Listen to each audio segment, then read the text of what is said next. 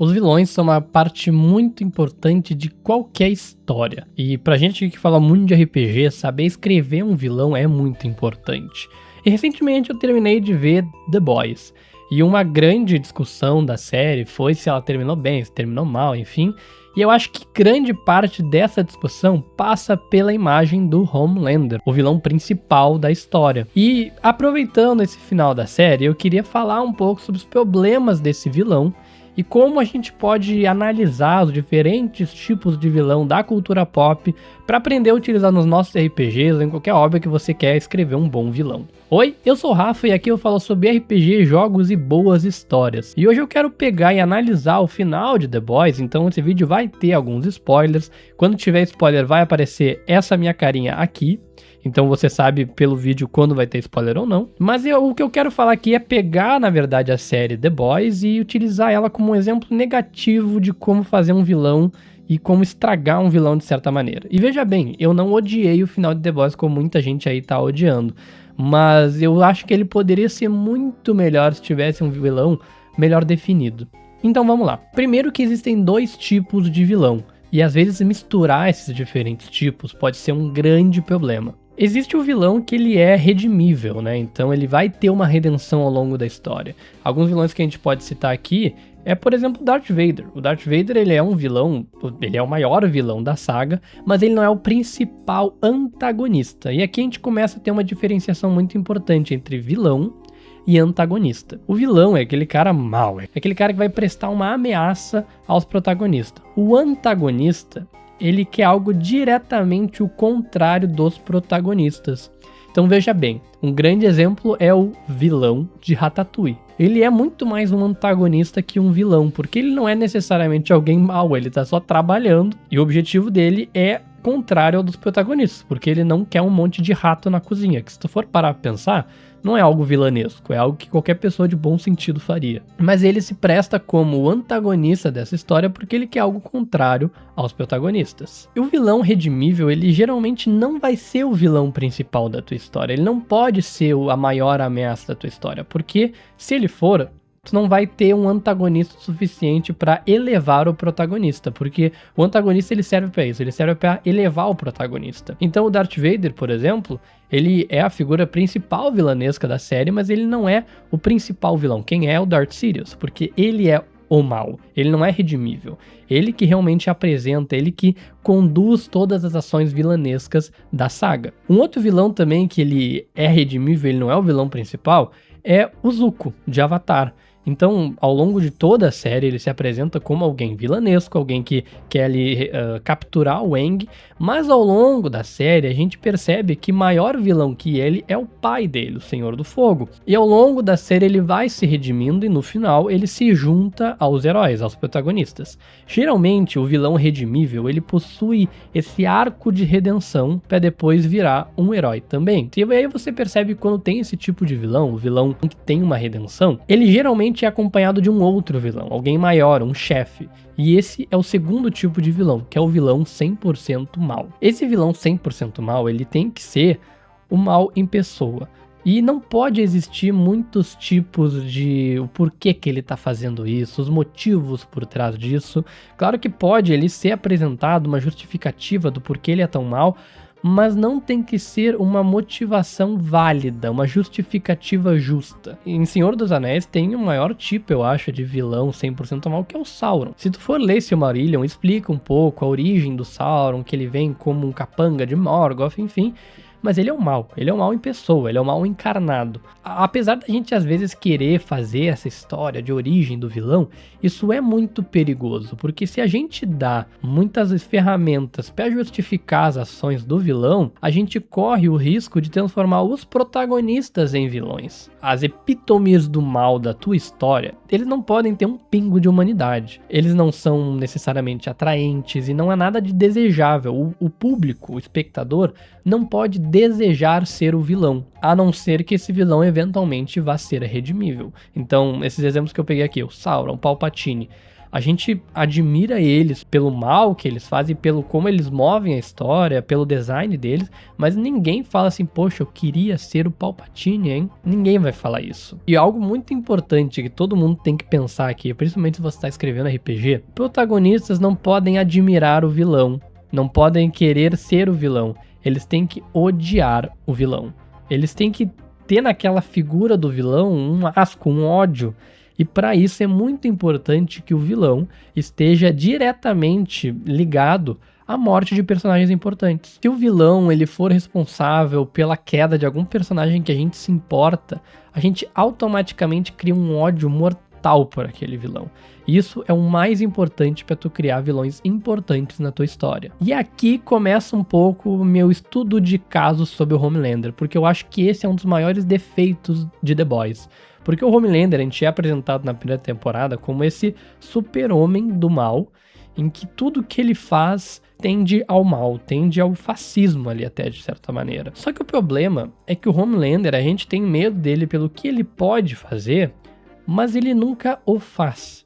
Tudo que o Homelander faz ao longo das temporadas é horrível, sem dúvidas, mas são com pessoas que a gente não se importa. São com figurantes, são com personagens que estão no fundo, ou são com pessoas que aconteceu no passado. Então, o maior mal ali direto que o Homelander fez a algum protagonista é o que o Homelander faz com a Becca, a mulher do Butcher. A gente não vê isso, a gente não conhece a Becca. A história já começa com a Becca morta. E quando começa ali a relação do Homelander com o filho do Butcher, né, o filho adotivo dele, a gente não vê realmente algo mal sendo feito, algo nível deixar todo mundo no avião morrer. Então a gente vê meio de longe que tipo, tá, o Homelander ele é mal, mas ele não fez um mal direto pra nós, porque a função do protagonista é conectar o espectador à história. A gente só vai sentir algo quando algum personagem nosso realmente morrer. E aí o Homelander só vai fazer isso no penúltimo episódio da série,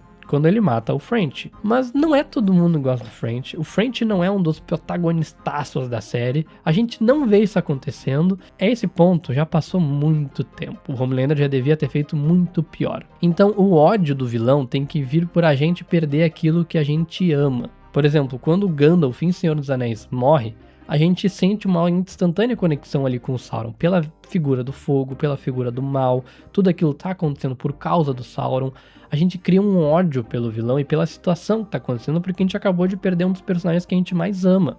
Em The Boys, a gente acabava odiando mais o A-Train do que o Homelander, não porque o A-Train era mais poderoso, mais assustador que o Homelander, mas porque o A-Train, no primeiro episódio, faz um protagonista nosso perder alguém que ele ama, e portanto a gente sofre por isso também. Só que o A-Train, de novo, ele é a figura do vilão redimível. Ele não é o vilão principal da história e depois ele se redime. O Gustavo Fring, em Breaking Bad, é um outro ótimo exemplo de um vilão 100% mal, e um vilão aqui que a gente admira a figura vilanesca dele. E ele é aquela figura centrada, séria, metódica e assustadora, porque ele é tão calmo, ele não tem expressões, a gente não sabe o que pode vir dele. E ele é responsável por muitos maus que acontecem com os nossos personagens. Então, quando ele morre no final, ele é um êxtase, é uma euforia daquilo ter acontecido. Porque apesar de a gente gostar muito da figura dele, a gente vê nele uma ameaça direta e percebe como o tempo na série Breaking Bad é muito importante para isso. Se eles estendessem essa história do Gustavo Fring por 3, 4 temporadas, em certo ponto a gente começa a não acreditar mais na aposta, porque a ameaça do vilão aos protagonistas nada mais é do que uma aposta feita. Uma aposta de que esse vilão pode prejudicar nossos protagonistas. No entanto, se essa aposta nunca se cumpre, a gente acaba não acreditando mais que esse vilão realmente pode fazer algum mal para os nossos protagonistas, e a gente acaba achando que é um blefe. E é por isso que para RPGs, principalmente, que eu gosto muito de falar aqui no canal, tu tá pensando numa campanha muito longa, e tu tem um vilão principal, um vilão mau, seja um demônio que tá querendo ser invocado, ou um rei que tá querendo reunir forças para ficar mais forte, faz com que ele seja quase que inatingível, que ele venha no final da tua campanha, que ele seja sempre um mal chegando. Porque se tu for ter um vilão que tá durante toda a campanha prometendo que vai fazer algum mal, vai chegar no final da campanha e teus personagens nem vão estar nem aí, porque não aconteceu nada, ninguém morreu, ninguém perdeu nada. Então ele tem que ter essa ameaça constante no entanto, distante também. E daí as ações desse vilão acabam cascateando pelos nossos protagonistas, que é o caso do Lord Sidious em Star Wars, em que as ações dele não são diretamente pelos protagonistas, mas acabam cascateando, como por exemplo, a explosão de Alderaan é algo que faz a Leia sofrer muito e portanto a gente, como gosta dessa protagonista, acaba sofrendo também. Game of Thrones também é uma série que está recheada de ótimos vilões, porque Game of Thrones sabe balancear muito a diferença do vilão e do anti-herói, daquele redimível. Porque todo mundo é ruim em Game of Thrones. É muito difícil ter alguém bom em Game of Thrones. Então, o que eu vou pegar aqui como exemplo é o Jaime Lannister e o Joffrey. Então, no Jaime, a gente começa vendo ele como um vilão. Ele é aquele cara fanfarrão, aquele cara chato, aquele cara que é responsável pela paraplegia do Bran. Ele não é uma pessoa legal. Só que ao longo da série a gente aprende que existe um motivo para ele ser daquele jeito, tem toda a questão dele como regicida, e ele se redime ao longo da série, a gente aprende a gostar dele, diferentemente do Joffrey. O Joffrey a gente vê ele como um Jaime elevado à 15ª potência. Ele é ruim, ele nasceu errado, ele nasceu com algo errado na cabeça dele. Não existe nenhuma chance da gente sentir uma empatia por ele, porque ele é tudo de ruim que existe. Portanto, quando ele morre, é um êxtase muito grande. É esse sentimento que tem que ter quando existe a perda de um vilão. E algo muito perigoso quando a gente tá falando sobre escrever vilões, que é algo que eu acho que também acontece em The Boys, é o que eu gosto de chamar de paradoxo Coringa. No filme Joker, né, o Todd Phillips, ele fez um Coringa excelente, o filme é maravilhoso, só que ele fala sobre um vilão de história em quadrinho e ele subverte muito a história, porque ele não é uma história de quadrinhos, ele é uma história de um cara maluco. E é um ótimo ensaio sobre a loucura e sobre como a sociedade pode levar alguém já tendencioso a ações violentas a ser um psicopata. Só que, no filme, existe um problema. O protagonista do filme é o vilão, é um psicopata. E não existe nenhum antagonista no filme suficientemente pra gente entender que o Coringa é uma pessoa ruim. Existem pessoas que veem o filme e acabam idolatrando o Coringa. A gente não tem empatia por nenhuma das pessoas às quais o Coringa mata. A única pessoa que a gente tem empatia é o amigo dele, que no fim ele não mata, ele poupa. Então acaba criando uma imagem de que realmente o mundo está contra o Coringa. E não é necessariamente esse o caso, mas é um filme que abre para essa possível interpretação. E aí acabou que depois que o filme foi lançado, as pessoas começaram a entender errado o filme e começaram a ver o Coringa como um herói injustiçado, sendo que ele é para ser um vilão. E aí o que o Todd Phillips fez para consertar isso? Ele fez o Coringa 2, que não é um filme tão bom, e é inteiramente focado em destruir aquela figura meio red-pilada do Coringa. E mostra que ele é um covarde, mostra que ele é um cara maluco e mostra que quem segue ele é um idiota igual a ele. E eu sinto que The Boys sofreu da mesma coisa, e um pouco além, porque The Boys fala sobre política. Então, como a gente vê na figura do Homelander, aquele cara atraente, aquele cara que ele é assustador, ele é imponente, ele é poderoso, e ele é ligado à extrema-direita norte-americana, ele não mata nenhum protagonista, ele não faz um mal direto a nós que estamos vendo a série. Portanto, abre uma brecha muito grande para quem está assistindo se afeiçoar ao Homelander. E um vilão não pode ser afeiçoado, não pode existir afeição por um vilão. E aí por isso, meio que a tentativa de consertar, acabar com o Homelander. Então deixaram ele ser um idiota, deixaram ele ser burro, deixaram ele focado no ridículo.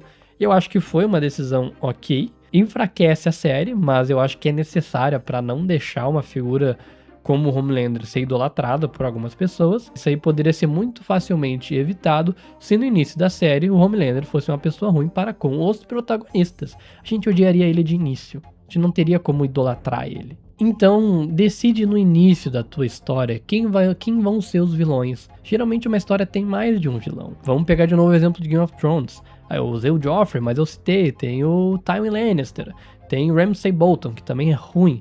E tem vários vilões redimíveis, como o Theon, como o Jaime, como até mesmo a Cersei, de certa maneira, a gente aprende a ter uma empatia por ela. O Khal Drogo também, de certa maneira, começa como um vilão, mas pela perspectiva da nossa protagonista, que é a Daenerys. Isso cria contrastes e isso principalmente eleva o protagonista, porque faz ter decisões morais, ter dilemas. O Luke, quando ele decide salvar o Darth Vader, existe um motivo claro pelo qual ele salva o Darth Vader e não o Darth Sidious. Possui uma redenção capaz ainda dentro dele. E no fim é ele que destrói o Darth Sidious, né? Pense nisso como um mantra para a história que você vai escrever do seu RPG ou de qualquer coisa que seja. O espectador não pode ter admiração pelo vilão. Tu pode gostar como uma figura, tu ter medo dele, sabe? Mas tu não pode querer ser aquele vilão. Ninguém quer ser o Ramsay, ninguém quer ser o Joffrey, ninguém quer ser o Darth Sidious. Esse é o teu vilão. O vilão é aquela figura que tu tem que ter asco, tu tem que odiar ela. Se tu tem admiração pelo vilão, se tu gosta do vilão que tá escrevendo, tenta escrever um arco de redenção pra ele.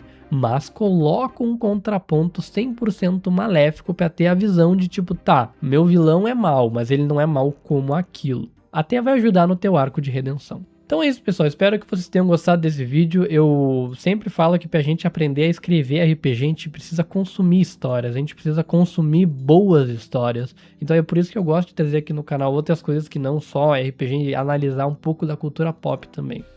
E eu tô expandindo um pouquinho os assuntos do canal, quero saber se vocês gostam. Esses dias eu lancei uma gameplay comentada de Outward, porque apesar do foco desse canal ser principalmente RPG, eu não consumo só RPG, eu consumo outras coisas, eu amo outras coisas da cultura pop, como vocês podem ver aqui pelo meu fundo, e eu acredito que consumir outras coisas da cultura pop nos ajuda a ter esse hobby do RPG, faz a gente aprender a escrever, faz a gente aprender o que é uma boa história, e eu gosto muito de trazer isso porque eu acho que assim a gente cria um arsenal muito grande. Então é isso, pessoal, espero que vocês tenham gostado, me sigam nas redes sociais onde eu falo todos os dias sobre RPG, jogos e boas histórias, bons jogos e até a próxima.